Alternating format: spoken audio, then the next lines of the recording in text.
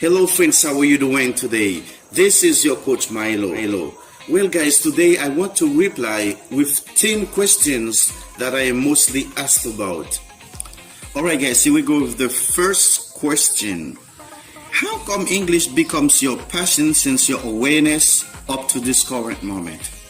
Well guys, to tell you straightforward, ever since I was a kid, I used to listen some American people from a radio of my dad. But I didn't understand what was the language they've been talking about. I used to ask my dad, what was this language? And my dad was sort of enlightened in terms of languages too. He knew a lot of words, a lot of sentences in English at the time. But I am not 100% sure his pronunciation was as perfect as mine today. Well, anyway, from there, I started getting a great passion for English. I used to even pretend that I speak English by saying a lot of ridiculous words. Those words have been invented by me. I used to say them. I don't care about anything. I just pretend that I speak English, whereas none of what I used to say was English. None of them was English. This is from there my passion started from. It was a great passion. And my father had a little book. The book was written in 3 languages. It was English, French, and Creole. This is from there I started learning English by myself. I used to say the words in a French pronunciation, sometimes in a Creole pronunciation, because I started reading by myself French and Creole. So I think I can pronounce the words the same way as it is in English, whereas it's really wrong actually. Like when I see the word nice, I try to say nice. When I see the word beautiful, I used to say beautiful, stuff like that. This is how I used to say it. This is from there my passion started from. Well guys, it was a great passion, and I hope most of you will get great enthusiasm in order to speak a language. From the beginning, you've got to get a passion started from the basic to the top. Second question, where did you start learning English?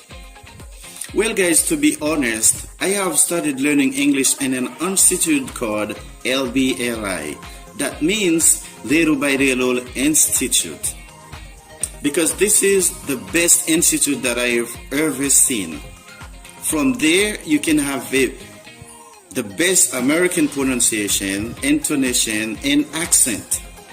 And also, you can be taught in the perfect grammar words.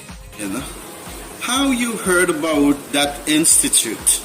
Well guys, at that time, I had a close friend to me. His name is Frandy John Baptist. We were always talking about finding out a good institute in order to go to learn English together. And one day I received a phone call. It was Frandy calling. He said, Milo, where are you at? I say, I am home now. And he said, could you join me in order to go together and get registered? Because I just find out a really good institute. From there you can have a perfect pronunciation. You can learn perfect English. I said, all right. But unfortunately, I don't think I can join you right now because I was busy at home though at the time. He said, okay, I'm going to collect the money from you, then I'm going to make the registration for you. Exactly, that happened as it was said. So, this is from this friend I'm talking about. I heard about that institute. But lucky me, I finished. I started from basic till I finished. But unfortunately for him, he started as the same time as me though. But I did in grade 4. I finished. I was graduated. I was really perfect in English, but unfortunately he quit it. That's from him I heard about that institute though. Question 4. Who is the headmaster of that institute? So the headmaster of that institute I'm talking to you about, his name is Janelle Joseph. He is a teacher and a headmaster with the clearest pronunciation. Through his institute, I am who I am today in English. Question number 5. How was your performance when you were in that institute? Well, guys, to be honest, I was a brilliant student because I didn't used to skip class, neither plagiarizing when it comes to the exam, as a lot of students used to do. And I was really appreciated the way, I used to behave myself, and I used to speak English. I respect everything, my American pronunciation, my grammar words. The way I was taught is the same way I try to speak. I respect everything, every word that was existed, that was taught. That was very important. That's one of the reasons I could say I had, a fascinating performance when I were in that institute. And question number 6: how many grades you've got to be undergone before graduating? So basically in that school, we're going to tell you the structure of the institute in terms of grades. Generally, we have 12 grades. We have 6 primary grades, and we have 6 advanced grades or secondary grades. And after having undergone the 6th primary level, you've got to receive a certificate that will testify that you've undergone the 6th primary level. Now you are able to promote in the advanced grades. From 7th to 12th, that will complete the 12 grades. And when you finish the 12 grades globally, then you will be having a seminary that will last 3 months.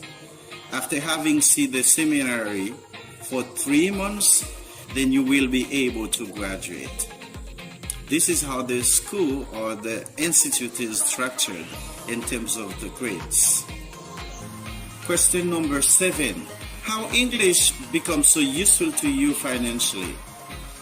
Well, to tell you the truth, English was always helpful or useful to me because I didn't finish yet with my English studies.